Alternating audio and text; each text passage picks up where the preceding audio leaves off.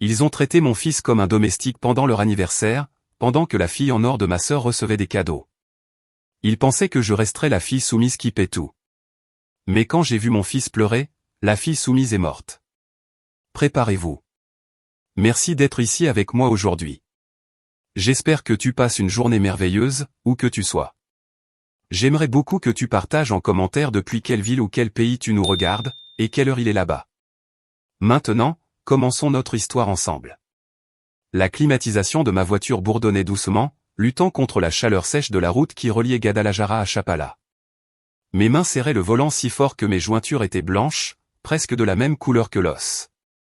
À côté de moi, sur le siège passager, Lisandro, mon fils de 13 ans, se regardait nerveusement dans le miroir du pare-soleil pour la 10e fois en 20 minutes. « Maman ?» Sa voix s'est un peu cassée. Ce galop typique de l'adolescence, cette voix qui déraille, qui à un autre moment m'aurait fait sourire, mais aujourd'hui ne faisait qu'augmenter mon anxiété. « Tu crois que cette fois, mamie va remarquer que je me suis coupé les cheveux ?» Le coiffeur a dit que c'était le style des footballeurs maintenant. J'ai avalé ma salive, sentant ce nœud familier dans mon ventre, celui qui apparaissait toujours quand on s'approchait de la maison de mes parents. Ce n'était pas juste du stress, c'était une vieille peur, une peur d'enfant, ce besoin désespéré d'approbation que, même à 42 ans, je n'arrivais toujours pas à arracher de moi. « Tu es très beau, mon amour », lui ai-je dit en forçant un sourire que j'espérais naturel. « Et ce costume te va parfaitement.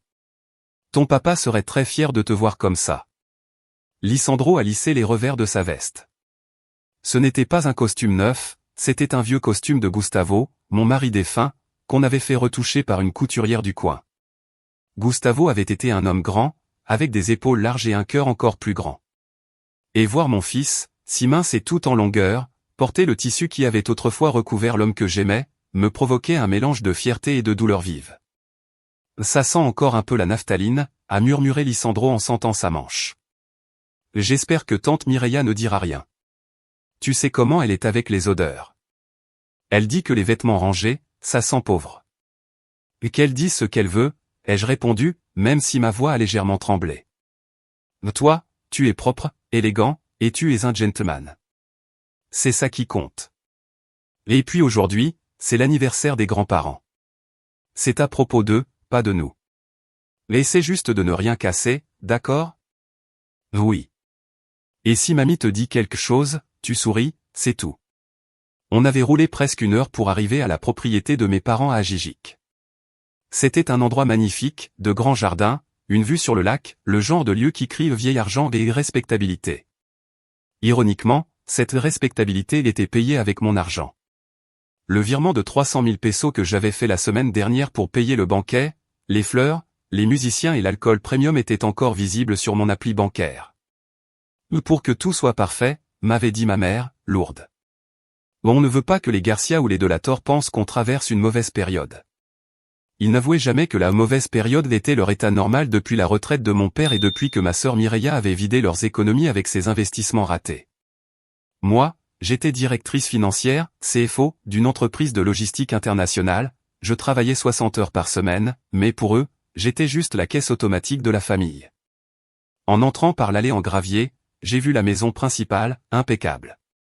Des ballons dorés et blancs à l'entrée.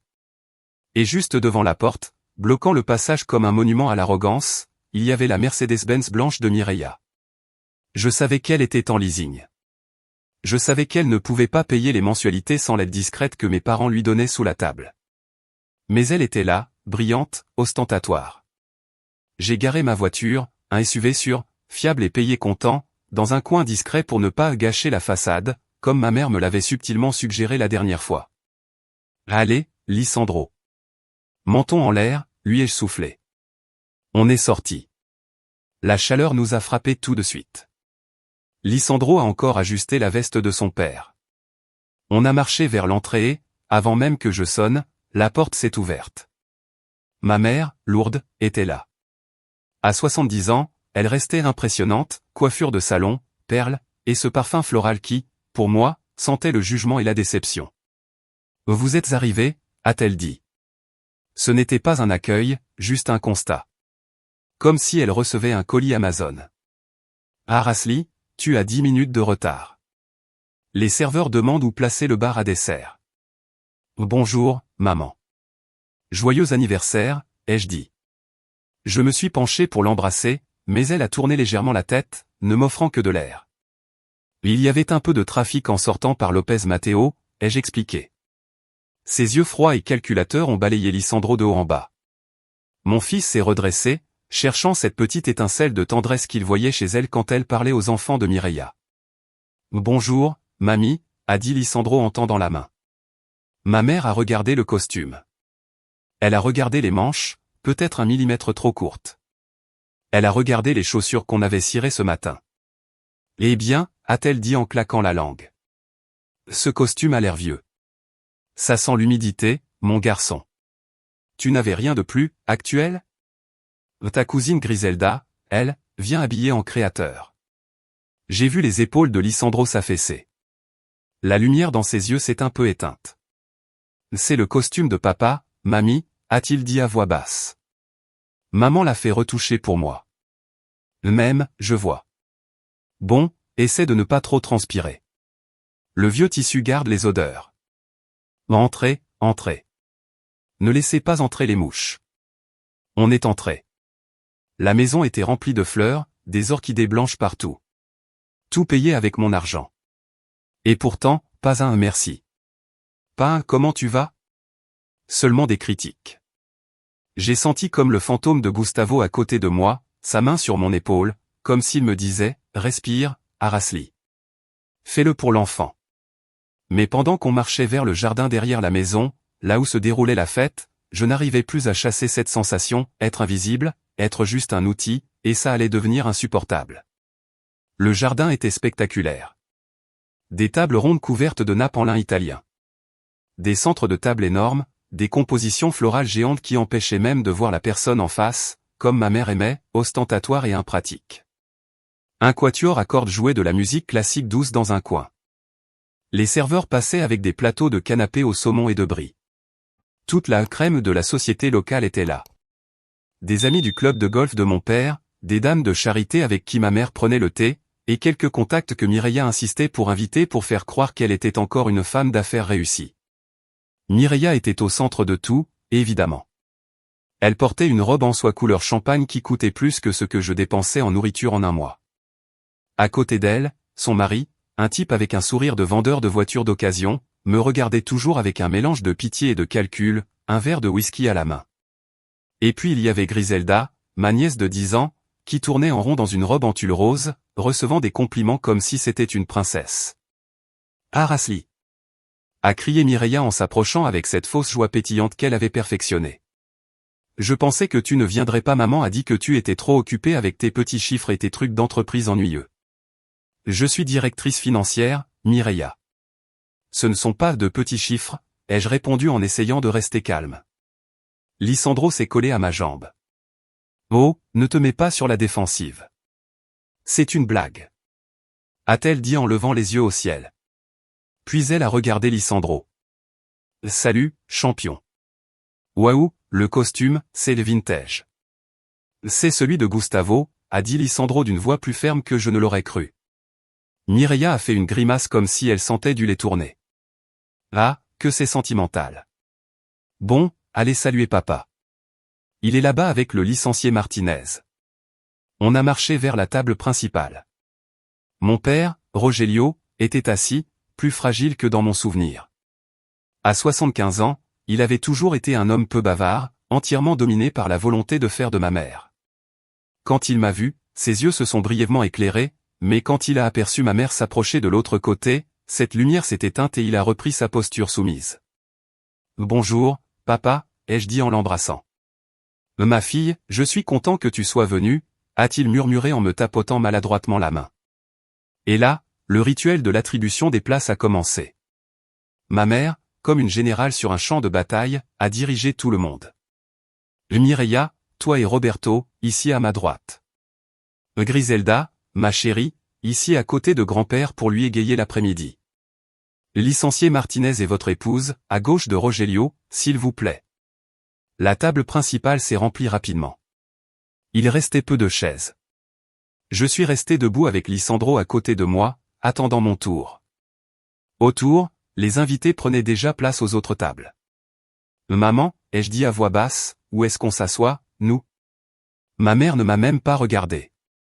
Elle arrangeait la serviette de lin sur les genoux de Griselda. Oh, Arasli, trouve une place quelque part. À la table des cousins éloignés, je crois qu'il y a de la place. Ou avec les nouveaux voisins. Et Lisandro?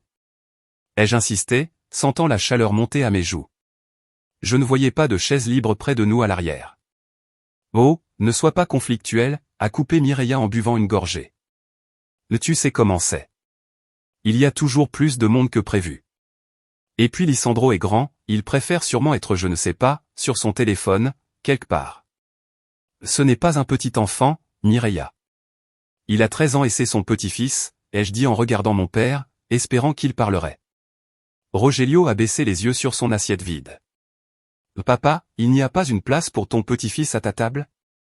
Mon père a ouvert la bouche, mais ma mère l'a coupée, tranchante comme un couteau. Rogelio, ne t'énerve pas, ça te fait monter la tension. Puis elle s'est tournée vers moi. Ah Rasli, mon Dieu, arrête de faire une scène. On a mal calculé les chaises. Qu'est-ce que tu veux que je fasse? Que j'en fabrique une maintenant? Lisandro peut manger dans la cuisine. Il y a un tabouret au comptoir. Il sera plus à l'aise là-bas, sans se soucier des couverts et de l'étiquette. Mais tu sais qu'il est un peu maladroit avec ses mains. Maladroit? Ai-je répété, choqué. À cause d'un verre d'eau renversé il y a 3 ans? Et parce que ce costume sent le vieux, Arasli, a chuchoté ma mère en s'approchant de moi avec un sourire glacé pour que les invités n'entendent pas. Je ne veux pas qu'il empeste mes invités importants.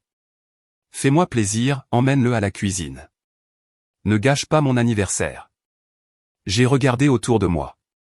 Griselda était assise sur son trône, riant, pendant que mon père lui donnait un cadeau.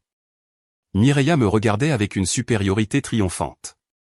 Les invités discutaient, sans voir l'humiliation. Lisandro m'a tiré doucement la manche. C'est bon, maman, a-t-il murmuré, le visage rouge de honte. Ça ne fait rien, je vais à la cuisine. J'ai faim, et ici, je me sens bizarre. S'il te plaît, ne te dispute pas. Le voir comme ça, résigné à être traité comme un citoyen de seconde zone dans sa propre famille, m'a brisé le cœur plus que n'importe quelle insulte.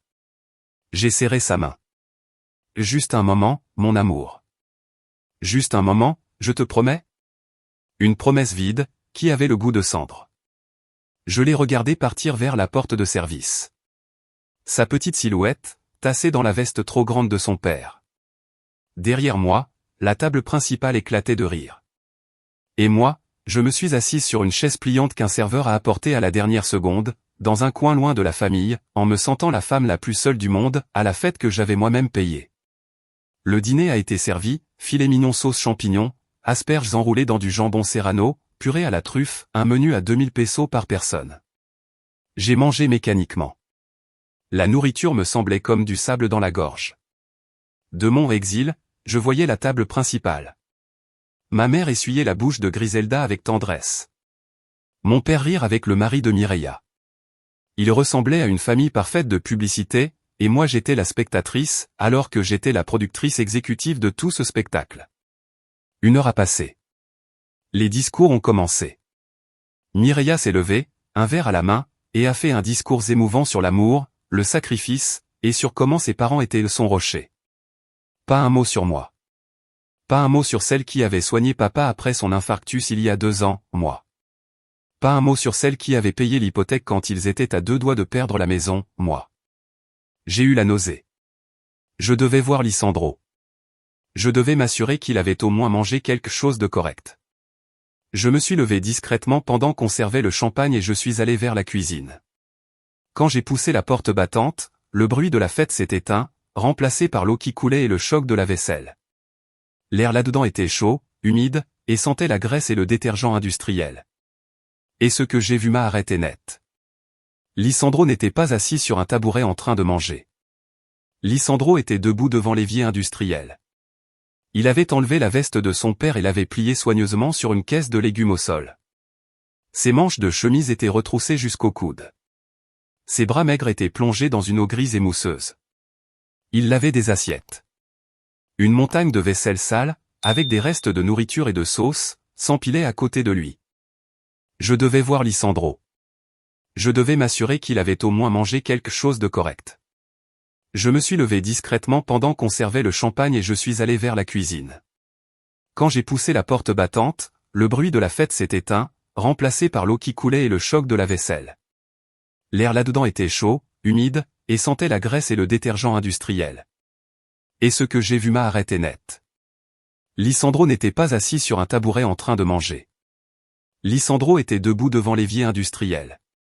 Il avait enlevé la veste de son père et l'avait pliée soigneusement sur une caisse de légumes au sol. Ses manches de chemise étaient retroussées jusqu'au coude. Ses bras maigres étaient plongés dans une eau grise et mousseuse. Il lavait des assiettes. Une montagne de vaisselle sale, avec des restes de nourriture et de sauce, s'empilait à côté de lui. Lisandro? Ma voix est sortie comme si on m'étranglait. Il a sursauté et s'est retourné. Il avait des éclaboussures d'eau sale et de graisse sur sa chemise blanche. Ses yeux étaient rouges, gonflés. Maman? Et j'ai vu qu'il essayait de cacher ses mains savonneuses derrière son dos. N'entre pas, tu vas salir ta robe. Qu'est-ce que tu fais? Ai-je demandé en m'approchant, comme si le sol bougeait sous mes pieds. Pourquoi tu laves des assiettes? Mamie est venue, a-t-il dit, la voix tremblante. Elle a dit que la femme de ménage s'est sentie mal et qu'elle a dû partir. Elle a dit qu'il manquait des assiettes pour le dessert et que, si je voulais manger du gâteau, je devais aider. Elle a dit que dans cette famille, tout le monde doit gagner son pain. Et gagner son pain. J'ai répété ces mots, en sentant une colère froide, liquide, se répandre dans mes veines. Tu es un invité. Tu es un petit-fils. Je me suis approché de l'évier, et j'ai vu le reste. À côté, posée sur le plan de travail en métal froid, il y avait une assiette jetable en polystyrène. Pas la belle porcelaine utilisée dehors, une assiette cheap, fragile. Et dedans, mon Dieu. Il y avait des os de poulet. Pas des morceaux de poulet, des os déjà rongés, avec encore un peu de viande collée, comme si quelqu'un avait déjà mangé le meilleur. Il y avait une salade flétrie noyée dans une sauce séparée par la chaleur, et un morceau de pain déjà mordu. C'est quoi ça? Ai-je murmuré en montrant l'assiette. Lisandro a baissé la tête. Une larme a roulé sur sa joue. Mamie me l'a apporté. Elle a dit qu'il n'y avait plus de filet. Que c'était ce qui restait de la table de préparation. Elle a dit de ne pas faire le difficile. Elle t'a donné des restes. Ma voix a monté d'un coup. Elle t'a donné de la merde. J'ai faim, maman, a-t-il craqué enfin. Je n'ai rien mangé depuis le petit déjeuner, et dehors ça sent tellement bon. J'ai regardé cette assiette de honte. J'ai regardé les mains de mon fils, rouges à cause de l'eau chaude et du savon. J'ai regardé la veste de Gustavo pliée avec tant de soin, comme si Lisandro essayait de protéger la dignité de son père mort au milieu de cette humiliation. J'ai pensé aux 300 000 pesos. J'ai pensé aux nuits où je travaillais jusqu'à 2 heures du matin pour monter dans mon entreprise. J'ai pensé à l'argent que j'avais donné pour couvrir les dettes de jeu de Mireia il y a 5 ans, en silence, pour protéger la famille. Tout ça pourquoi? Pour que mon fils mange des restes et lave les assiettes de gens qui nous méprisent. À cet instant, Araceli qui cherchait l'approbation, la fille obéissante, la femme qui voulait juste que sa mère l'aime, cette Araceli est morte. Une mort rapide, silencieuse. Et à sa place, quelque chose de bien plus dangereux est né. Une mère blessée, et une directrice financière qui connaissait chaque centime, chaque compte, chaque secret fiscal de cette maison. J'ai pris une serviette en papier et j'ai essuyé doucement les mains de Lisandro. Mais la veste, mon amour, lui ai-je dit. Ma voix sonnait étrange, monotone, sans émotion humaine. Mais je n'ai pas fini la vaisselle, mamie a dit. Mais la veste. Maintenant. Lisandro a obéi, effrayé par mon ton. Je lui ai boutonné la veste, couvrant les taches d'eau sale sur sa chemise. Maman, tu as cette tête, la tête que tu as quand tu fais des audits au travail, tu me fais peur. N'aie pas peur, mon fils. La peur, c'est fini. J'ai pris l'assiette en polystyrène avec les restes. La graisse était froide, figée. Viens, ai-je dit. On va où? On va dire au revoir. J'ai poussé la porte de la cuisine avec l'épaule. Lisandro marchait derrière moi en essayant de devenir invisible, mais je ne l'ai pas laissé faire. Je l'ai pris par la main, fermement. La fête était à son apogée. Le quatuor jouait une valse. Les rires explosaient. Ma mère était debout près de la table des desserts, une magnifique tour de gâteaux et de pâtisseries fines, un verre de champagne à la main, en train de rire avec la belle-mère de Mireia. Je suis allé droit vers elle. Je n'ai pas couru, je n'ai pas crié.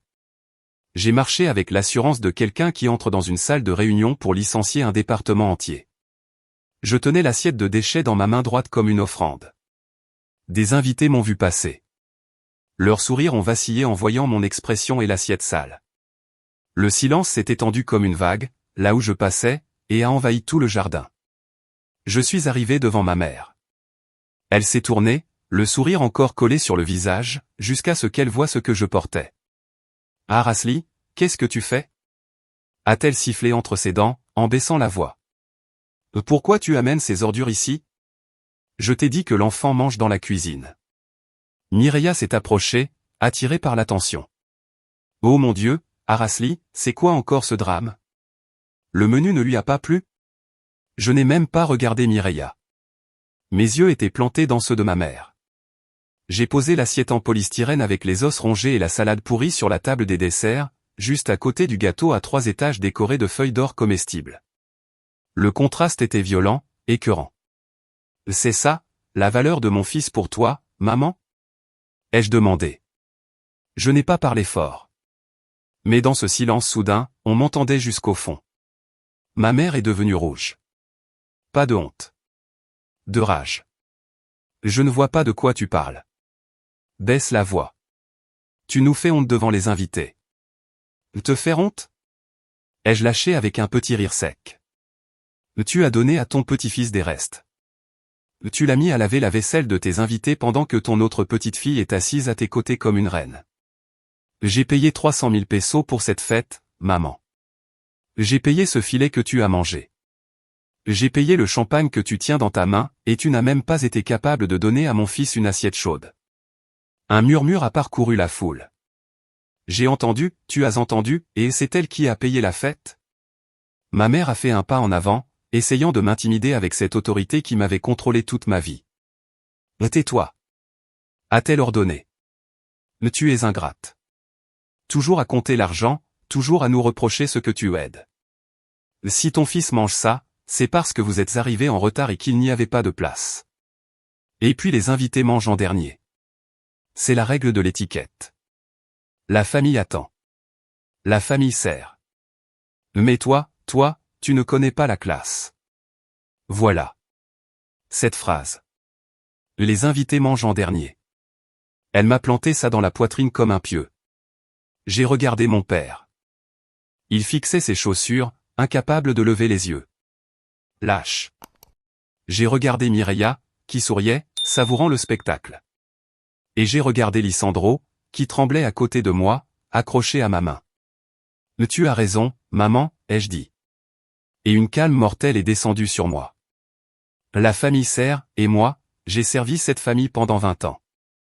J'ai payé vos dettes, vos maisons, vos caprices et vos fêtes. Mais c'est fini. Je me suis penché vers elle, dans son espace. Profite du gâteau, parce que c'est la dernière chose que tu recevras de moi. On s'en va, Lisandro. Je me suis retourné. Derrière moi, Mireia a crié. Va-t'en. Personne ne veut de toi ici de toute façon, amère. Mais tu ne sais que gâcher les moments heureux. Dégage avec ton fil lave-vaisselle. Je suis sorti la tête haute, même si à l'intérieur je me brisais. Je suis passé près des tables des amis de mes parents. Je m'en fichais de ce qu'ils pensaient. Je m'en fichais du « qu'en dira-t-on ». On a quitté la maison. L'air frais de la nuit m'a frappé au visage. Mes mains ont commencé à trembler maintenant que l'adrénaline retombait. « Maman » a dit Lisandro quand on est arrivé à la voiture. « Qu'est-ce qui va se passer ?» Mamie était très en colère. J'ai ouvert la porte passager. « Monte, mon fils. On va dîner. On va aller au resto de hamburger que tu aimes, et tu vas commander ce que tu veux.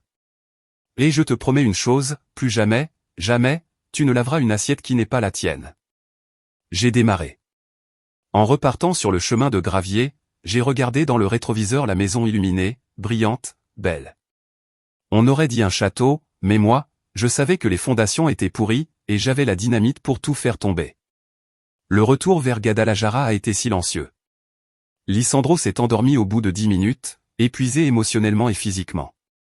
Je l'ai regardé dormir, la bouche légèrement ouverte, le front encore froncé même en rêve.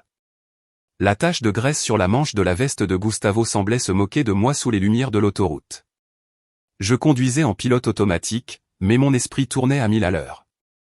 La colère brûlante s'était refroidie, solidifiée en quelque chose de bien plus utile, la stratégie.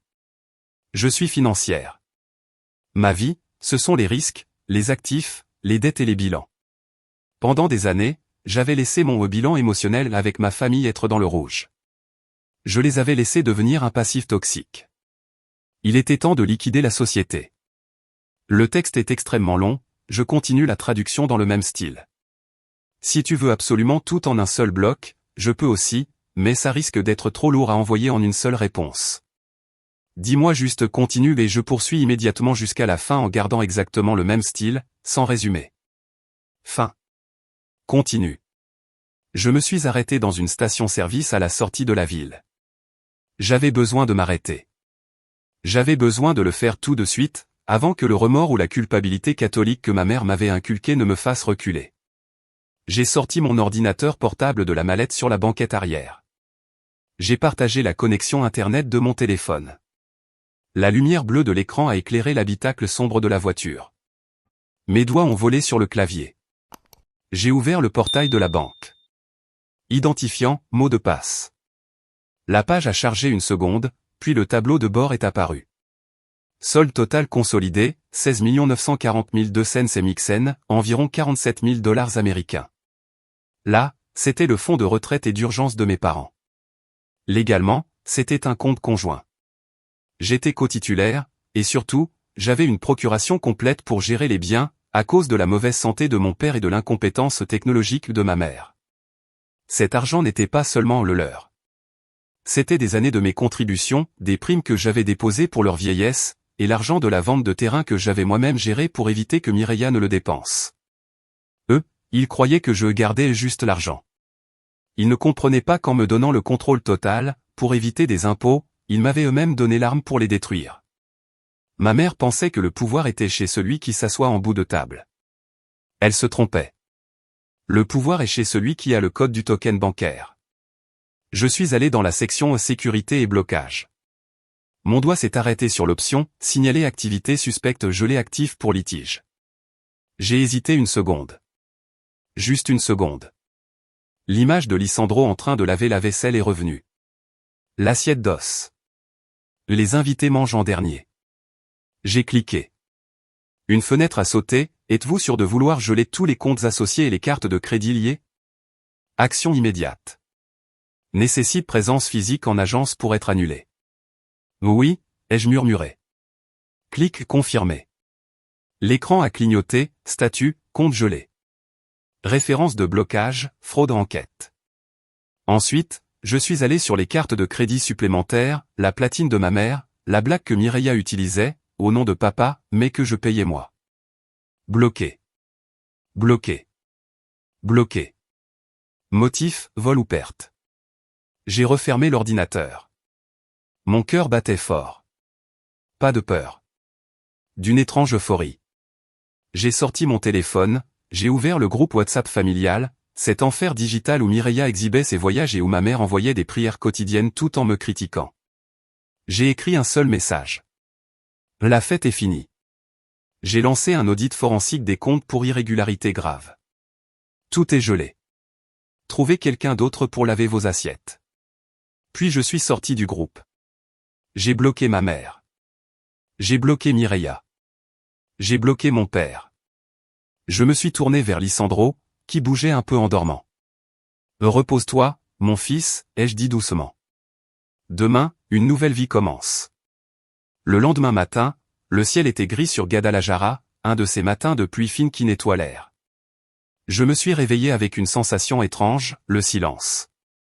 Pour la première fois depuis des années, je ne me suis pas réveillé avec l'angoisse de vérifier si ma mère avait besoin de quelque chose ou si Mireia avait eu une urgence financière.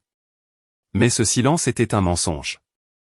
quand j'ai rallumé mon téléphone, que j'avais laissé en ne pas déranger toute la nuit, l'appareil a presque explosé dans ma main, 110 appels manqués, 45 messages vocaux, et plus de 200 notifications de tentatives de contact.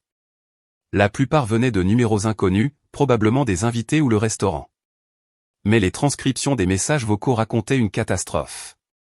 J'ai écouté le premier, daté de 23h30 la veille. C'était Mireia. Ah Rasli, qu'est-ce que tu as fait? La carte ne passe pas. On est au restaurant et le gérant dit que la carte est signalée volée. Papa est devenu tout pâle. Réponds. Idiote. Le suivant, 23h45, ma mère. Ma fille, c'est un terrible malentendu. Le gérant menace d'appeler la police. Il dit que la note est de 15 000 pesos, plus les bouteilles que Roberto a ouvertes. Arasli, réponds, tu nous humiliais devant les Garcia. Le suivant, 1h du matin, Mireia encore, ivre et folle de rage. On a dû laisser la montre de Roberto en garantie, le faux Rolex, imbécile. S'ils s'en rendent compte, ils vont nous poursuivre. Tu es une paix astérisque te. Quand je te vois, je t'arrache les yeux. Débloque les comptes tout de suite. J'ai souri pendant que je préparais du café. Je me suis imaginé la scène, Mireia qui passe la carte encore et encore, qui transpire sous sa robe en soie, pendant que les serveurs les regardent avec suspicion. La même humiliation qu'ils avaient fait vivre à mon fils, multipliée par 1000. Lisandro est entré dans la cuisine en se frottant les yeux. Il portait son pyjama de super-héros. Il avait l'air plus léger, comme si un poids avait disparu. Bonjour, ma. Pourquoi ton téléphone sonne autant? C'est des démarcheurs, mon amour. Ne t'inquiète pas. Tu veux du chocolat chaud? Oui, s'il te plaît. Il m'a regardé. Et, tu vas bien? Hier soir, tu étais très sérieuse. Je vais mieux que jamais, Lisandro. Pendant que je mélangeais la farine, le téléphone a sonné de nouveau. Un numéro fixe.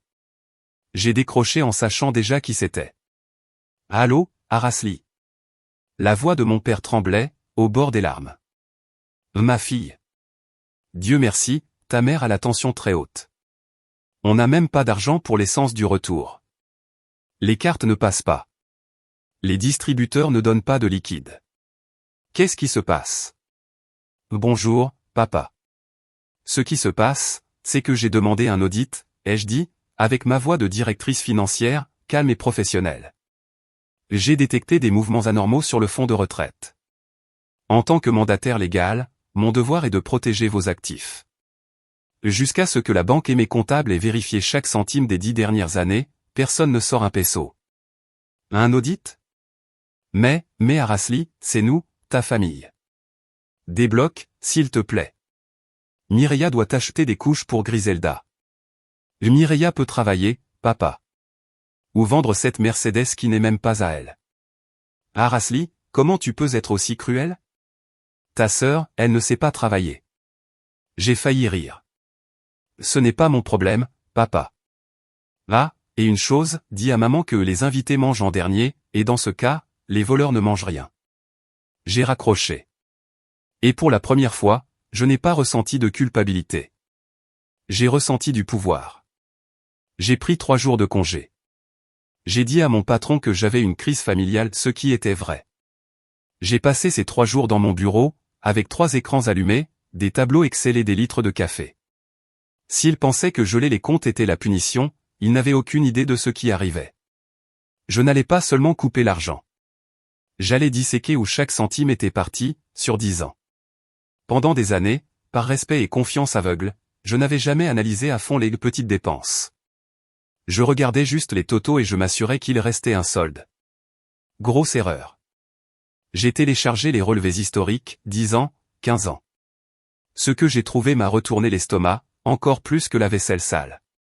Premier schéma, le vol fourmi. Mireia ne demandait pas seulement de l'argent, elle volait. Il y avait des centaines de retraits aux distributeurs, 5 000 pesos, 9 000 pesos. Des montants qui ne déclenchent pas d'alerte immédiate. Mais additionnés mois après mois, année après année. Mon Dieu. Rien que sur les 5 dernières années, Mireia avait retiré presque 2 millions de pesos en cash. Et les dates correspondaient parfaitement à mes dépôts. À chaque fois que j'envoyais ma prime de Noël ou un bonus pour la santé de papa, 2 jours après, il y avait un retrait massif. Deuxième schéma, la structuration, fractionnement. Il y avait des chèques encaissés au nom de mon père. Les signatures, sur les images numériques, étaient trop fluides. Trop propres. Avec le Parkinson qui commençait, mon père n'aurait jamais pu signer comme ça. Mireia falsifiait la signature de papa. C'était un délit grave. Mais c'est le troisième schéma qui m'a glacé le sang. Un virement récurrent. Ça avait commencé il y a 15 ans. Bénéficiaire, au Gare de Angeles AC. Montant, 3000 MXN par mois, ajusté avec l'inflation. Objet, don en maintenance. Au Gare de Angeles. Mes parents n'étaient pas charitables. Ma mère marchandait le prix des tomates au marché et traitait mal les serveurs. Pourquoi ils auraient donné de l'argent, religieusement, pendant 15 ans? J'ai cherché au Gare de Angeles sur Google. Résultat, un centre de soins pour personnes avec handicap psychosocial et en situation d'abandon, à la périphérie de León, Guanajuato. Pourquoi mes parents enverraient de l'argent à un foyer psychiatrique à León? On n'avait personne là-bas. J'ai remonté la piste. Les transferts sortaient d'un vieux compte, celui censé être réservé aux impôts fonciers. J'ai croisé le nom de Mireia, rien. Le nom de mon père, rien. Et là, j'ai eu un souvenir, une phrase chuchotée quand j'étais enfant. Une dispute entre mes parents, derrière une porte, qui s'était arrêtée net quand je suis entré. Le Socorro ne doit pas le savoir, avait dit ma mère. Socorro, tante Socorro. La sœur aînée de mon père. La brebis noire, celle qui avait été bannie il y a 20 ans, soi-disant pour avoir volé des bijoux à ma grand-mère. On ne l'avait jamais revue.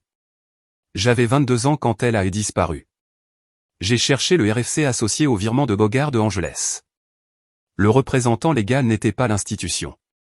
C'était une personne physique qui recevait l'argent au nom du centre.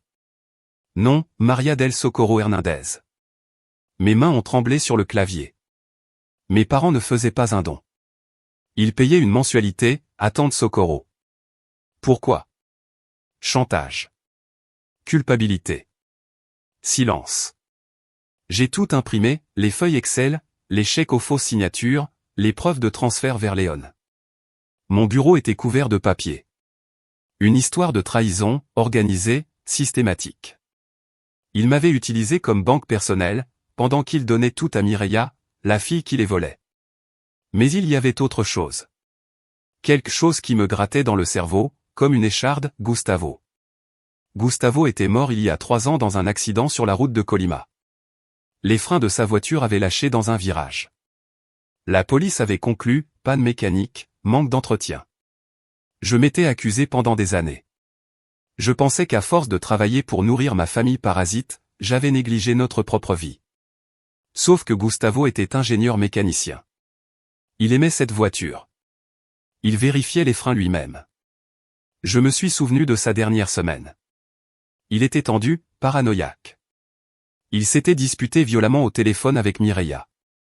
Moi je disais, laisse tomber, mon amour, ne te dispute pas avec ma sœur. Et lui répondait, ce n'est pas une dispute, Arasli. C'est une guerre. Elle est en train de te vider, et tu ne le vois pas. 2 jours avant sa mort, il m'avait donné une clé. Et c'est la clé d'un coffre à la banque Banorte, agence Centre. Ce n'est pas à mon nom, c'est au nom de mon cousin Fausto. Mais moi, j'ai accès. Si quelque chose m'arrive, ou si un jour tu ouvres les yeux, va là-bas. Je n'y étais jamais allé. La douleur m'avait paralysé. Ensuite, il fallait survivre, élever Lisandro. J'avais rangé la clé dans ma boîte à bijoux, et je l'avais oubliée. Jusqu'à aujourd'hui. J'ai pris la clé et je suis allé au centre-ville. La banque sentait le marbre froid et l'argent ancien.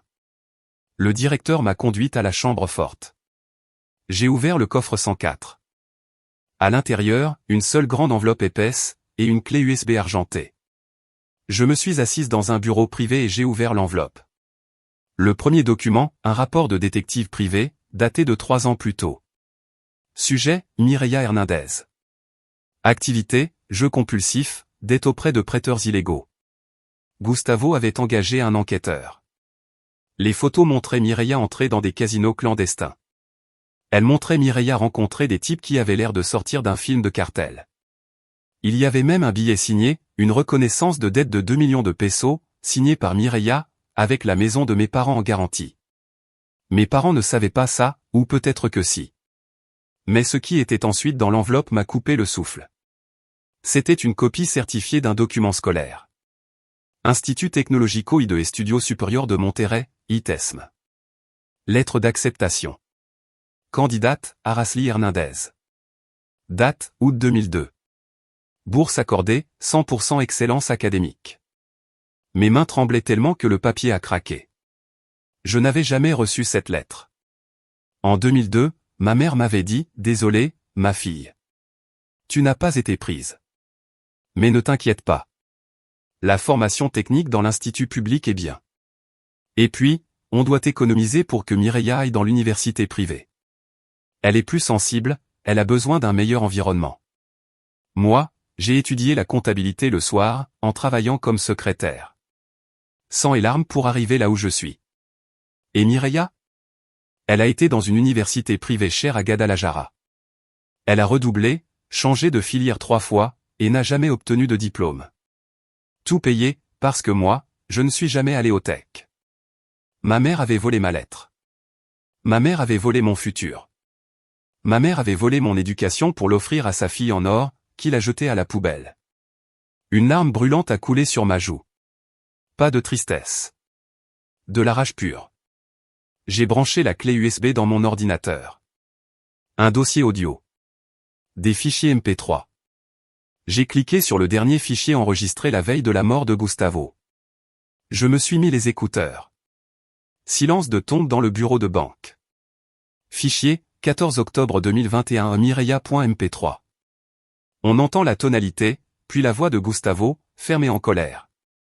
Mireia, ça suffit. J'ai les documents. Je sais que tu as falsifié la signature d'Aracely pour garantir ta dette avec ces types. La voix de Mireia répond, traînante, moqueuse. Oh, beau-frère, toujours si droit. Et alors? Qu'est-ce que tu vas faire? Le dire à Aracely? Elle ne te croira pas. Elle fait ce que maman dit. Et maman est de mon côté.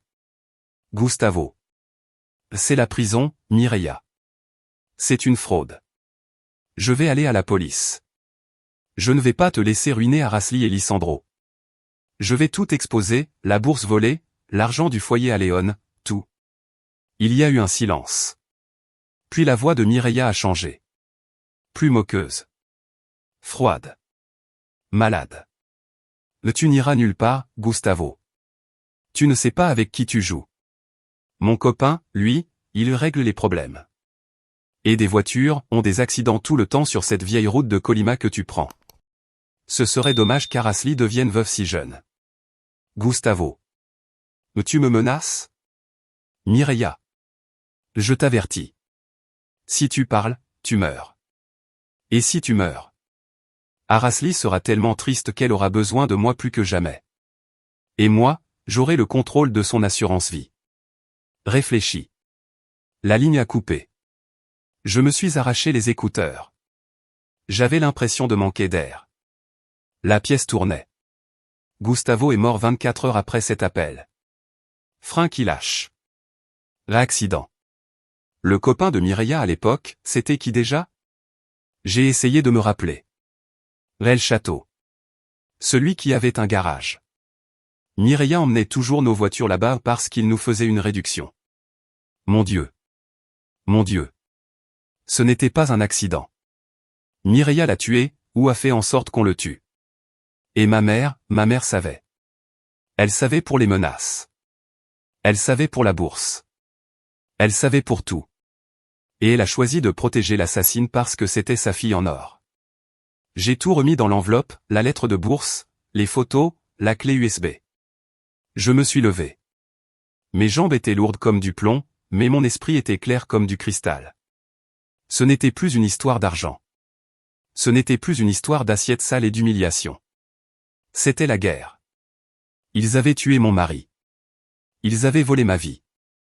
Ils avaient torturé mon fils. Je suis sorti de la banque.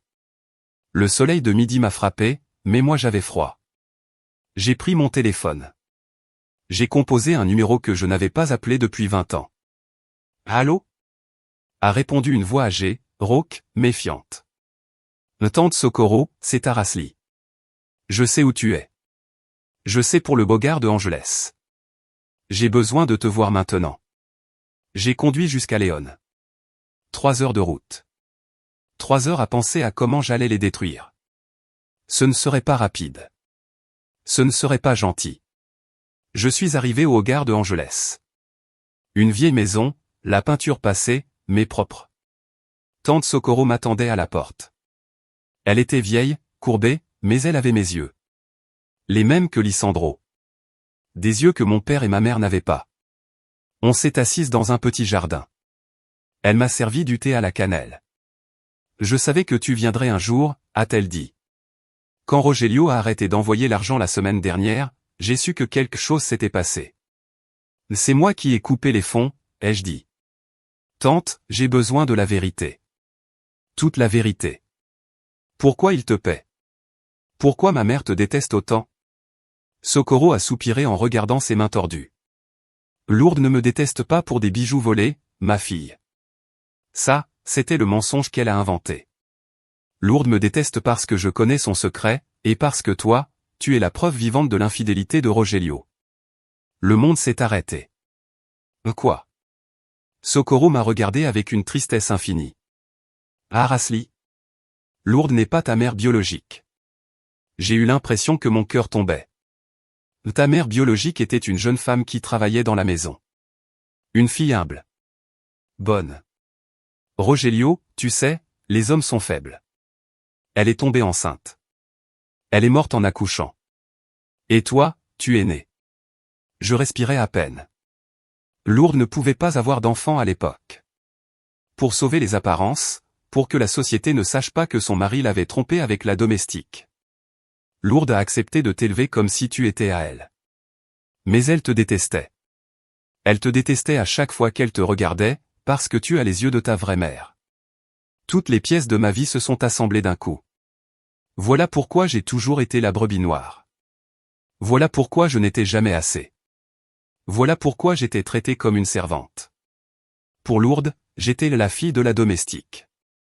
Socorro a continué, amère. Et ensuite, le miracle? 4 ans plus tard, Lourdes est tombée enceinte de Mireia, sa fille de sang, son miracle. Et toi, tu es passé d'un mal nécessaire à un obstacle. J'ai essayé de te défendre quand tu étais petite, a-t-elle ajouté. C'est pour ça qu'ils m'ont chassé.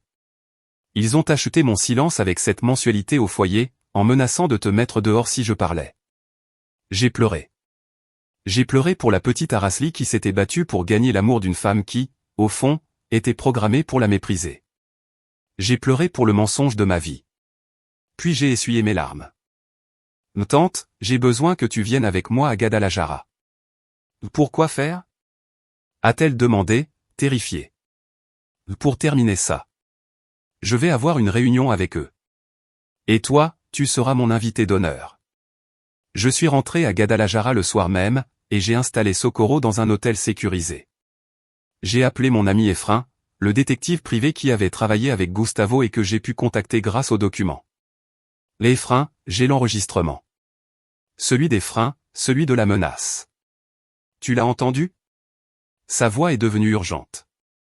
Arasli, avec ça, on peut rouvrir le dossier. C'est une preuve de préméditation. Mais il faut plus pour relier directement Mireia au mécanicien. Je sais. C'est pour ça qu'on va leur tendre un piège. J'ai débloqué temporairement ma mère juste pour lui envoyer un message. Maman, j'ai réfléchi. Je suis prête à débloquer les comptes et à transférer 50 000 de plus en excuses. Mais j'ai besoin que vous veniez tous dîner chez moi demain. Toi, papa, Mireia et son mari. On doit signer des papiers devant notaire. Je veux la paix. La réponse est arrivée en 30 secondes. La cupidité est prévisible. Je savais que tu finirais par revenir à la raison, ma fille. Dieu t'a éclairé. On sera là. Que ce soit un dîner digne, s'il te plaît. J'ai souri à l'écran. Oh, ce sera digne, maman. Ce sera inoubliable. J'ai regardé la photo de Gustavo sur ma table de nuit. Demain, mon amour, ai-je murmuré. Demain, ils dîneront en enfer. Eddie continue et je poursuis exactement dans le même style, sans résumé, jusqu'à la fin, et je mettrai fin seulement à la toute dernière ligne. Continue. Le trajet de retour de Léon à Guadalajara a été le plus long de ma vie. Pas à cause de la distance, mais à cause du poids de ce que je transportais sur le siège passager, Socorro, la femme qui aurait dû être ma mère, le témoin de mon origine, la seule personne qui connaissait la pourriture sur laquelle ma vie avait été construite. Et dans mon sac, cette petite clé USB contenant la voix de mon mari mort et la condamnation de ma sœur. Lisandro dormait à l'arrière, sa respiration douce et régulière. Je le regardais dans le rétroviseur et je sentais un mélange d'amour féroce et de terreur absolue. J'avais failli le perdre, lui aussi. Si Mireia avait été capable de toucher au frein de Gustavo, de quoi d'autre serait-elle capable si elle se sentait acculée? Cette nuit-là, en conduisant sous la pluie, j'ai compris quelque chose, je ne pouvais pas seulement gagner. Je devais les anéantir. Je ne pouvais pas leur laisser la moindre trace de pouvoir, ni un centime, ni un morceau de crédibilité, ni même une petite chance de se faire passer pour des victimes. Il fallait que ce soit public, total, irréversible. On est arrivé à ma maison de sécurité, ma vraie maison, pas le logement que connaissais vers minuit. J'ai installé Socorro dans la chambre d'amis. Elle tremblait, pas de froid, de peur. « Ah Rasli » m'a-t-elle dit en serrant ma main avec ses doigts maigres, lourde et dangereuse. « Tu ne la connais pas comme moi. Elle n'a pas de limite. Si elle se sent menacée, elle mordra. »« Qu'elle morde » ai-je répondu avec une froideur qui m'a surprise. Je ne suis plus la petite fille qui pleurait pour son attention, tante. Moi, c'est moi qui ai les dents, maintenant. Ensuite, j'ai passé le reste de la nuit avec Efrain, le détective, et le licencié Fausto. On a transformé mon salon en salle de guerre. On a vérifié chaque document, chaque relevé bancaire, chaque photo. On a imprimé des copies géantes. On a préparé le projecteur. Fausto a rédigé les documents légaux, une reconnaissance de dette, une renonciation à l'héritage, et surtout, la plainte pénale que Efrain déposerait au moment exact. À 8 heures du matin, avec des cernes creusées, mais l'esprit tranchant comme un scalpel, j'ai envoyé le message final. Je devais parler à leur seul vrai Dieu, l'argent. J'ai réécrit plusieurs fois jusqu'à trouver le ton parfait de soumission fausse. Maman, j'ai pensé toute la nuit. Tu as raison. La famille passe avant tout et je ne peux pas vous laisser avoir honte à cause de l'argent. Je suis prête à débloquer les comptes, payer la dette du restaurant, et transférer 50 000 de plus pour compenser le stress. Mais j'ai besoin de garanties pour que ça ne se reproduise plus. Demain à 19 h chez moi, toi, papa, Mireia et Roberto, on signera un accord de paix devant notaire. Je veux fermer ce chapitre et redevenir la famille unie qu'on était. La réponse est arrivée en moins d'une minute. Dieu merci, ma fille. Je savais que le Saint-Esprit te toucherait le cœur. Au fond, tu es une bonne fille. On sera là. Prépare quelque chose de bon. Roberto a envie de fruits de mer. Et habille-toi bien, le notaire doit voir qu'on est des gens bien. Je l'ai lu à voix haute. Efrain a lâché un rire sec. Des gens bien, a répété Efrain. Une meurtrière, une voleuse d'identité, et un complice. Voilà de bons gens. Il n'y aura pas de fruits de mer, ai-je dit en regardant l'horloge. Il y aura quelque chose de beaucoup plus approprié. J'ai passé la journée à préparer la scène. J'ai déplacé la table pour qu'elle soit face au plus grand mur blanc du salon, comme un tribunal. J'ai installé le projecteur. J'ai mis des caméras cachées sur des étagères pas parce que j'en avais le besoin légalement, mais parce que je voulais voir leur visage quand leur monde s'écroulerait. Je voulais voir la vraie tête de ma mère. Le masque qui se fissure. Lisandro resterait dans sa chambre avec un casque anti-bruit et son dernier jeu FIFA. Je lui ai fait promettre de ne pas sortir, quoi qu'il arrive. Maman va avoir une réunion de travail très ennuyeuse et un peu bruyante, lui ai-je dit en embrassant son front. Toi, tu joues et tu ne t'inquiètes de rien. À 18h55, tout était prêt. La maison sentait la tension, et la nourriture bon marché que j'avais commandée exprès. Je me suis servi un verre d'eau, je me suis assise en bout de table, et j'ai attendu. La sonnette a retenti à 19 h pile. La ponctualité de la cupidité. J'ai ouvert. Ils étaient là, comme une parodie grotesque de famille heureuse. Mireia est entrée la première, ses talons claquant sur mon parquet, me bousculant légèrement en passant comme si elle était chez elle. Elle portait une robe neuve sûrement achetée avec une carte de secours que je n'avais pas détectée et ce sac Louis Vuitton, ou une imitation parfaite, qui coûtait plus que les frais scolaires de Lissandro. Alors, Arasli, a-t-elle dit en regardant ma maison avec mépris, enfin tu reviens à la raison. Tu as failli nous tuer de peur. Tu sais à quel point c'était humiliant de laisser la montre de Roberto au restaurant? Elle a soufflé. Une réplique haut de gamme, mais quand même. La honte. Derrière elle, mes parents sont entrés. Lourde était au bras de Roberto, avec cette dignité fragile, travailler, jouer. Elle m'a regardé de haut en bas, jugeant mes vêtements simples, pantalon noir, chemise blanche. Ma fille, a-t-elle dit en me donnant sa joue froide à embrasser. Mon corps voulait refuser. Mais je l'ai fait. Une dernière fois. J'espère que tu as appris la leçon, on ne joue pas avec l'argent de la famille. Tu as failli provoquer un autre infarctus à ton père. Mon père, Rogelio, est entré le dernier. Il traînait les pieds. Il avait l'air plus petit, plus gris. Il ne m'a pas regardé. Il fixait le sol, les murs, n'importe où sauf mes yeux. Lui, il sentait le piège. Rogelio était lâche, mais pas idiot. Il savait que quelque chose clochait. Mais sa peur de Lourdes était plus forte que son instinct de survie. Entrez, ai-je dit. Et j'ai fermé la porte. J'ai tourné la clé 2 fois, puis j'ai mis le verrou de sécurité. Le double clac-clac métallique a résonné dans le salon comme la fermeture d'une cellule. Ils ont avancé vers la salle à manger. En voyant Fausto et Efrain assis au bout de la table, en costume sombre, visage fermé, ils se sont arrêtés net. C'est qui eux?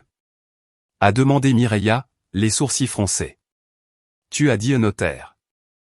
Et lui, il a une tête de flic. Ce sont mes conseillers, ai-je répondu calmement. Le licencié Fausto que vous connaissez, c'est l'ami de Gustavo et monsieur Efrain, auditeur forensique et consultant en sécurité. Ils sont là pour garantir la transparence. Si on signe la paix, ce sera légal. Mireia a roulé des yeux et s'est effondrée sur une chaise, soupirant exagérément. Toujours aussi dramatique, Arasli. Gustavo, franchement, même mort, il réussit encore à créer des problèmes. Bon. Où sont les papiers? Et j'ai faim. Tu as dit dîner. Où sont les fruits de mer de Roberto? J'ai pointé le centre de la table. Sous la lumière crue de la lampe, il y avait le festin de la honte. 5 boîtes de pizza pepperoni de la marque la moins chère de la ville, celle qui coûte 80 pesos. Un seau de poulet frit gras déjà tiède, des sodas de 2 litres, tièdes aussi. Des gobelets rouges en plastique. Des assiettes en carton fragile.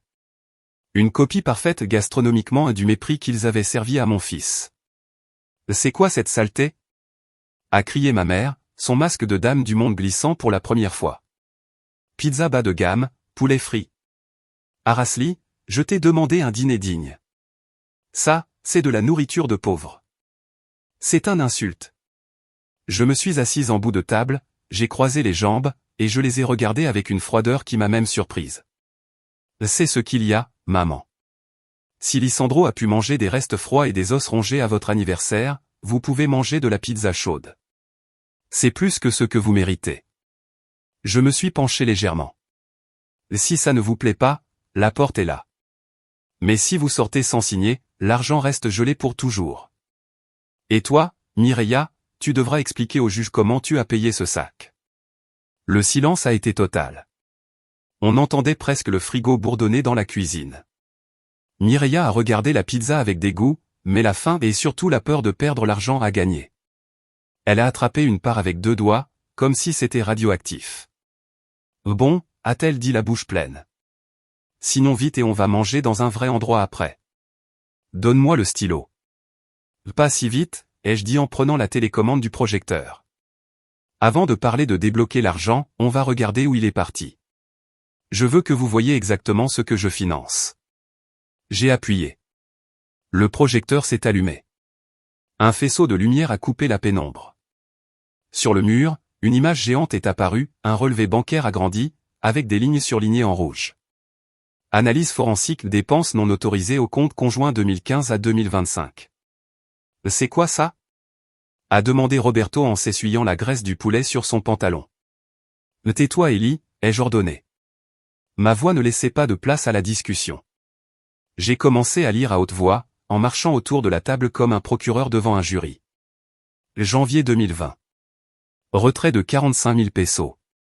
Objet noté dans le carnet de maman, chirurgie des yeux de papa. Je me suis arrêté derrière la chaise de mon père. Papa, tu t'es fait opérer des yeux en janvier 2020? Rogelio a secoué la tête, tremblant. Non, j'ai juste changé de lunettes. Ça a coûté 3 000 pesos. Exactement. J'ai pointé l'écran. Destination réelle des fonds, Casino Royal VIP Room, Puerto Vallarta. J'ai tourné la tête vers Mireia. Mireia, tu t'es amusée au casino avec l'argent des yeux de papa? Mireia s'est étouffée avec la pizza. C'est faux. On m'a volé mon identité. Je n'ai pas répondu. J'ai changé de diapositive. Mars 2021. Pleine pandémie. Virement de 80 000 pesos. Objet, réparation urgente du toit aux fuites. J'ai regardé ma mère. Le toit a été réparé, maman? Parce que le mois dernier, tu te plaignais encore de l'humidité. Les ouvriers, ils nous ont plantés, a balbutié Lourdes. Mensonge. Destination réelle, agence de voyage Mundo, forfait tout compris à Cancun pour 4 personnes, au nom de Mireia Hernandez et Roberto. Juillet 2022. Celle-là, c'est ma préférée. Achat de 120 000 pesos. Objet, médicaments oncologiques et traitement spécial. La pièce s'est glacée. Ils avaient dit que mon père avait une tache au poumon. Qu'il fallait de l'argent pour des tests expérimentaux. J'avais pleuré. Pleuré en croyant que papa allait mourir. J'avais accès complet au compte d'épargne. J'ai cliqué. Une facture est apparue. Destination réelle, boutique Palacio de Hierro. Achat de 3 sacs de luxe et d'une montre. Le cancer de papa se soigne avec des sacs de créateur, Mireia. Mireia s'est levée d'un coup, renversant sa chaise. Ça suffit. Maman, dis-lui d'arrêter. Elle m'humilie. Ses yeux étaient rouges, fous. Oui, j'ai dépensé l'argent. Et alors? Je le mérite. J'ai eu une vie difficile. Vous ne savez pas la pression que j'ai. J'ai regardé ma mère, attendant une réaction.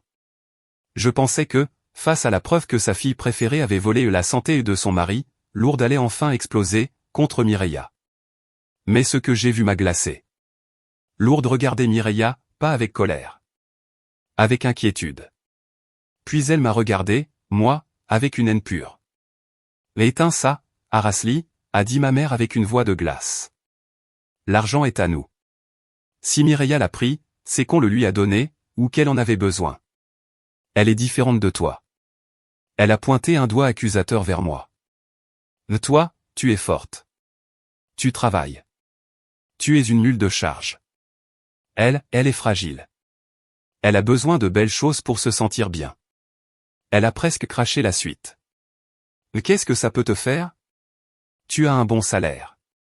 Il ne t'a jamais rien manqué. Tu es égoïste d'oser reprocher quelques pesos à ta sœur. Et quelques pesos? Ma voix tremblait. Ce sont presque 4 millions de pesos en 10 ans. C'est la retraite de papa. C'est l'éducation de Lisandro. L'argent va et vient. A hurlé Lourdes. Mais la famille, c'est pour toujours. Signe les papiers et arrête d'être rancunière. J'ai souri. Un sourire cassé, douloureux, mais définitif. Tu as raison, maman. L'argent va et vient, mais le temps, non. Et l'avenir non plus. Parlons de l'avenir que tu m'as volé. J'ai changé de diapositive. Le relevé bancaire a disparu. À la place, un document scanné en haute résolution est apparu. Jauni par les années. Froissé, comme si on l'avait chiffonné puis remis à plat. Mais le sceau bleu était clair, incontestable. Institut Tecnológico y de Estudio Superior de Monterrey. Lettre d'acceptation août 2002. Arasli Hernandez bourse 100% excellence académique programme leader de demain. Le silence dans la pièce a changé. Ce n'était plus la honte financière. C'était l'horreur. Mon père a poussé un petit gémissement, comme un animal blessé. Il s'est caché le visage avec ses mains. Je n'ai jamais reçu ça, ai-je dit doucement.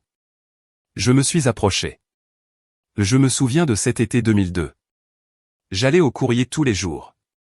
Et un jour, toi, maman, tu m'as assise dans la cuisine et tu m'as dit, désolé, ma fille. Tu n'as pas été prise. Je l'ai fixé. Tu as menti. Tu as volé mon éducation. Tu m'as fait me sentir stupide et insuffisante pendant 20 ans. Et le pire, tu as utilisé mes papiers, mes essais, mon identité, pour essayer de faire entrer Mireia. Tu as falsifié ma renonciation à la bourse pour récupérer l'aide en cash. Mireia était devenue pâle comme un fantôme. Elle savait. Elle avait toujours su. Lourde a levé le menton, défiante jusqu'au bout. Dans ses yeux, il y avait une sorte de folie fanatique. J'ai fait ce que je devais faire. Mireia n'est pas comme toi. Elle n'aurait pas survécu dans une école publique, on l'aurait dévorée vivante. Toi, tu es dur, Arasli. Toujours dur comme une mauvaise herbe. Je savais que tu t'en sortirais quand même. Et regarde, tu es directrice financière. De quoi tu te plains? La fin justifie les moyens. Dieu sait que je l'ai fait par amour. Par amour de qui? Ai-je demandé. Lourde a craqué. Elle a hurlé, oubliant complètement son masque. Par amour de ma fille. De ma vraie fille. Toi, non. Le secret a explosé. Roberto a ouvert la bouche, incrédule. Mireia a cligné des yeux, perdue. Quoi?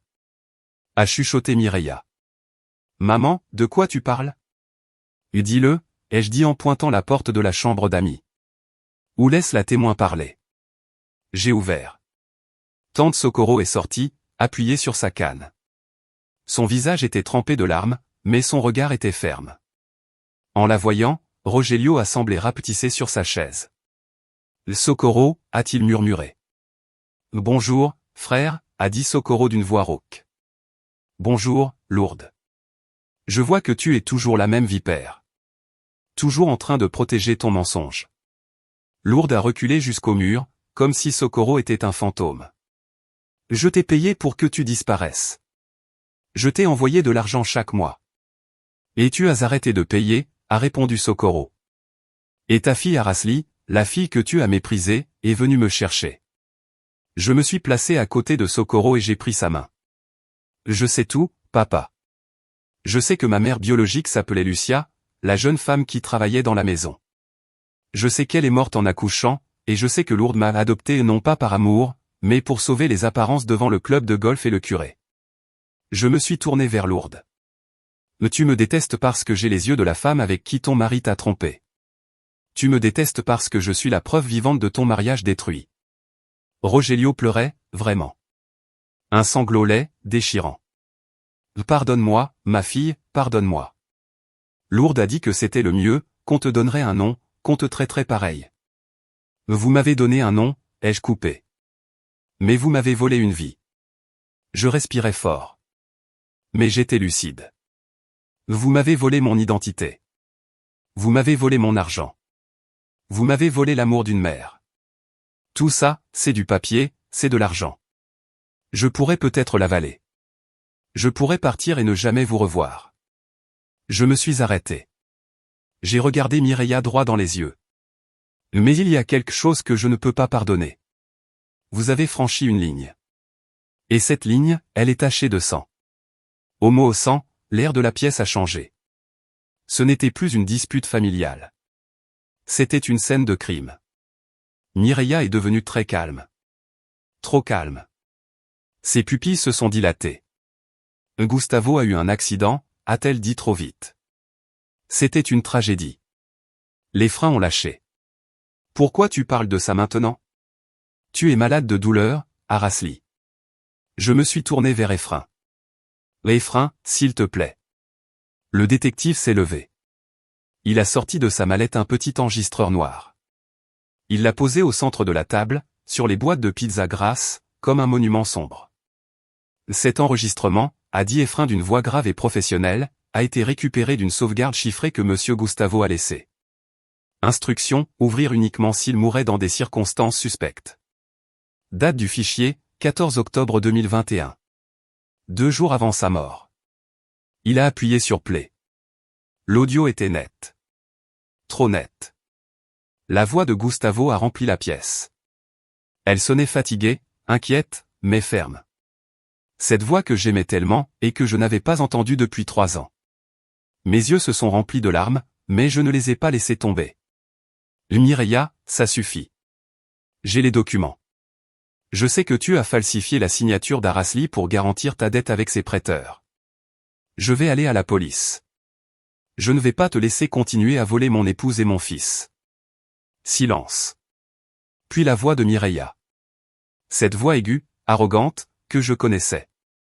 Oh, beau-frère, toujours si droit. Et qu'est-ce que tu vas faire? Le dire à Arasli? Elle ne te croira pas. Elle est stupide. Elle fait ce que maman dit. C'est la prison, Mireya. C'est une fraude. Je vais tout exposer, la bourse volée, l'argent du foyer, tout. Silence. Et puis la voix de Mireya a changé. Elle est devenue basse, froide, presque inhumaine. Si tu ouvres la bouche, Gustavo, je te jure que tu vas le regretter. Mon copain, El Château, il est très bon avec les voitures. Un câble qui se dessert, une durite de frein percée, personne ne s'en rendra compte dans les virages de la route de Colima. Ce serait dommage que ma sœur devienne veuve si jeune. Tu me menaces de mort? A demandé Gustavo, incrédule. Je t'avertis. Si tu parles, tu ne passes pas Noël. Pense à ton fils. L'audio s'est terminé avec un clic sec. Dans la salle, personne ne respirait. Roberto, le mari de Mireya, a reculé sa chaise lentement, comme si Mireya était un monstre. Il la regardait, la bouche ouverte. Mireya, a-t-il murmuré. Toi, tu connaissais El Château? Le mécanicien dont on parlait aux infos, celui lié au narco? C'était une blague. A crié Mireya, hystérique. Elle s'est levée d'un coup, renversant les verres de soda. Je voulais juste lui faire peur. Je ne l'ai pas fait. Elle a pointé ma mère du doigt. Maman. Dis-leur. Dis-leur que je parlais juste pour parler. On a tous regardé Lourdes. Lourdes était figée contre le mur, comme une statue. Son visage était une pure terreur. Tu m'as dit, a-t-elle chuchoté d'une voix tremblante.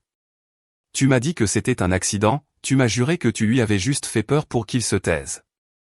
Mais tu m'as donné l'argent pour payer El Château. A hurlé Mireya, dans une panique aveugle, en accusant sa propre mère. C'est 50 000 pesos en cash que tu m'as donné la semaine avant l'accident. Tu m'as dit, fais ce qu'il faut pour protéger la famille. Tu as dit que Gustavo était un danger. Tais-toi. A hurlé Lourdes en se tenant la tête.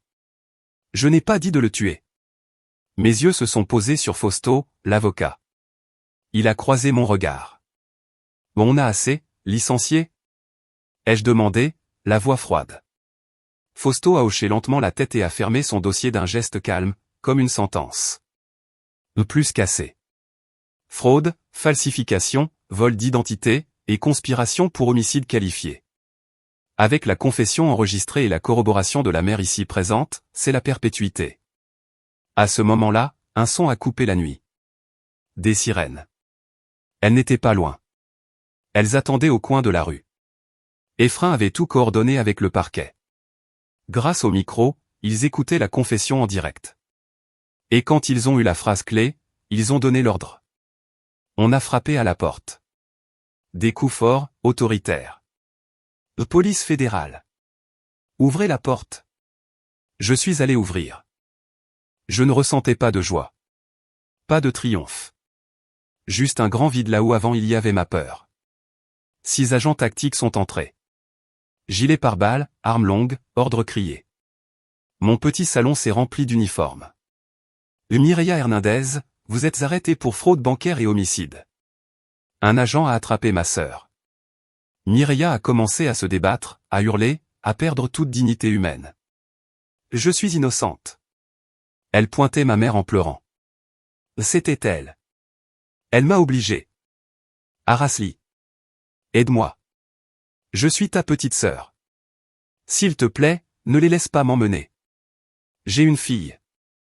Je l'ai regardée pendant qu'il lui mettait les menottes, serrées contre sa peau soignée. Ma sœur est morte il y a longtemps, Mireya, ai-je dit.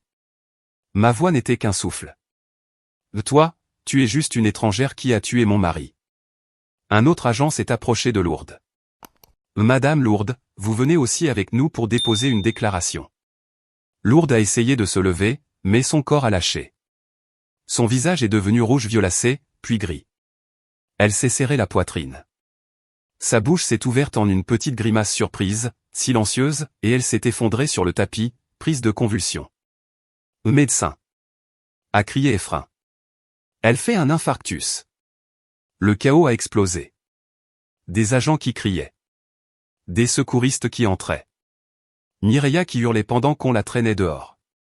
Mon père qui pleurait dans un coin, incapable de bouger, incapable d'aider qui que ce soit. Rogelio a levé la tête vers moi, les yeux noyés de larmes. Ma fille, je suis désolé, fais quelque chose. Je l'ai regardé. Cet homme qui m'avait créé, puis m'avait abandonné au loup, dans ma propre maison. J'ai déjà fait quelque chose, papa, ai-je répondu. J'ai fait justice. Puis je lui ai montré la porte d'un léger geste du menton. Va avec elle. Moi, je reste ici. Ils ont sorti Lourdes sur une civière, inconsciente. Ils ont sorti Mireia dans la voiture de police. Et la maison est retombée dans un silence étrange. Il ne restait que l'odeur de pizza froide. Le bourdonnement du projecteur restait allumé, affichant la lettre de bourse volée. Et le son de ma respiration. Je me suis approché de tante Socorro. Elle était assise sur le canapé, en train de prier. Je l'ai prise dans mes bras, et j'ai pleuré. J'ai pleuré pour Gustavo. J'ai pleuré pour la petite fille que j'avais été. J'ai pleuré parce que, enfin, le monstre était en cage. 3 mois plus tard. Le centre de réinsertion féminine de Puante Grande est un endroit qui te vole l'âme rien qu'en le regardant. Des murs gris. Du fil barbelé. Une odeur de saleté et de désespoir. Je me suis assise devant la vitre blindée dans la salle des visites. De l'autre côté, Mireia était méconnaissable. Elle avait perdu 10 kilos. Sans maquillage, sans ses cheveux teints en blond, avec des racines noires visibles, elle paraissait vieille. Elle paraissait normale. Tu es venu, a-t-elle dit dans l'interphone. Sa voix était rauque, sans cette arrogance habituelle. Je savais que tu viendrais. Tu vas me faire sortir. L'avocat commis d'office dit que si tu retires les accusations de fraude et que tu dis que l'enregistrement a été manipulé, je peux sortir sous caution. Je l'ai regardée comme on observe un animal dans un zoo. Même là, même maintenant, elle essayait de me manipuler. Je ne suis pas venu te faire sortir, Mireia. Je suis venu te prévenir. Le procès commence le mois prochain. Et je vais témoigner. Je vais remettre chaque relevé. Chaque preuve. Et Lisandro va aussi témoigner sur ce que tu as fait à son père. Mireia a frappé la vitre avec son poing. Pourquoi tu me détestes autant? A-t-elle crié, avec des larmes de rage. On était sœurs. Maman nous aimait toutes les deux. Moi, je voulais juste le meilleur pour la famille. Maman ne voulait personne, Mireia, ai-je répondu. Et toi, tu ne voulais pas le meilleur pour la famille. Tu voulais le meilleur pour toi. Je me suis rapproché de la vitre. Tu as tué Gustavo pour une voiture. Pour des dettes de jeu. Mireia a serré la mâchoire, puis elle a murmuré. Tu comprends pas, j'étais coincé. Profite de ton séjour, ai-je dit. On dit qu'ici, la nourriture est pire que les restes que tu as donnés à mon fils. J'ai raccroché l'interphone pendant qu'elle hurlait des insultes muettes, sa bouche tordue, ses mains frappant la vitre. Je suis sorti dans le soleil de la cour, comme si je retirais une seconde peau, une peau morte, lourde, collée à moi depuis toujours. De la prison, je suis allé à la maison de mes parents à Agigic. Elle était vide. Il y avait des panneaux à vendre et saisir sur la grille. La banque et l'État avaient tout pris pour couvrir les dettes et les amendes. J'ai trouvé mon père dans le jardin arrière, assis sur une caisse en carton, regardant le lac. À côté de lui, une petite valise. Bonjour, papa, ai-je dit. Il ne s'est pas retourné. Ta mère, a-t-il murmuré d'une voix cassée. Ta mère s'est réveillée hier. Elle ne parle pas bien. Elle a le côté droit paralysé. Les médecins disent qu'il lui faut des soins 24h24. L'argent ne suffit pas. Je sais, ai-je répondu. L'argent est fini. Rogelio s'est enfin tourné vers moi. Il ressemblait à un vieil homme de 90 ans, alors qu'il en avait 75. J'ai été un lâche, Arasli. Je l'ai su dès le jour où tu es né. J'ai vu comment Lourdes te regardait. J'ai vu comment elle te maltraitait. Et je n'ai rien fait, parce que je voulais la paix. Je voulais mon café chaud, mon journal, ma vie tranquille. J'ai sacrifié ma fille pour mon confort. Il a fouillé dans sa veste et a sorti une vieille enveloppe. C'est tout ce qu'il me reste. J'ai ouvert ce compte il y a 30 ans. Caché de Lourdes. Je mettais un peu d'argent chaque mois. Je pensais que je te le donnerais un jour, pour que tu partes loin de nous. Il m'a tendu l'enveloppe. Il y a 200 000 pesos. Ce n'est pas beaucoup, mais c'est à toi. Prends-le et pars. Oublie que tu as eu un père. J'ai pris l'enveloppe. Je ne l'ai pas refusé. Cet argent était à moi, de droit. Merci, papa. Il a avalé sa salive. Et moi, qu'est-ce que je vais devenir? Tu vas me laisser dans la rue? Je l'ai regardé. Je pouvais le laisser là. Me venger de son silence. Mais j'ai pensé à Lisandro. Je ne voulais pas lui apprendre à être cruel. Non, papa. Je ne vais pas te laisser dans la rue. Je t'ai trouvé une chambre dans une résidence pour personnes âgées. C'est simple, propre. Tante Socorro vit près de là. Peut-être que vous pourrez parler. Je l'ai dit calmement, sans haine. Mais tu ne vivras pas avec moi. Cette porte-là est fermée. Rogelio a hoché la tête, en pleurant sans bruit. Il a accepté son destin. C'était mieux que ce qu'il méritait. Je suis ensuite allé à l'asile. Santa Maria. Un établissement public qui sentait le désinfectant bon marché et la soupe de nouilles. Lourdes était dans un fauteuil roulant, attaché pour ne pas tomber. Sa bouche était tordue. Elle me fixait avec son seul œil qui fonctionnait. Dans ce regard, il y avait de la peur. Plus de fierté. Ah, a-t-elle essayé de dire, en bavant un peu. Je me suis accroupi devant elle. Je lui ai essuyé la bouche avec un mouchoir. Pas par amour. Parce que je suis humaine. Bonjour, Lourdes. A-t-elle balbutié. Mireya ne viendra pas, lui ai-je dit doucement, mais fermement. Mireya est en prison. Elle va y rester longtemps. Et toi, tu es ici. Seul. Avec toi-même. Une larme a roulé sur sa joue ridée. Elle a essayé d'attraper ma main avec ses doigts raides. Pardon, a-t-elle réussi à articuler. J'ai regardé cette main. La main qui m'avait frappé. La main qui avait caressé les cheveux de Mireya pendant que moi, j'étais invisible.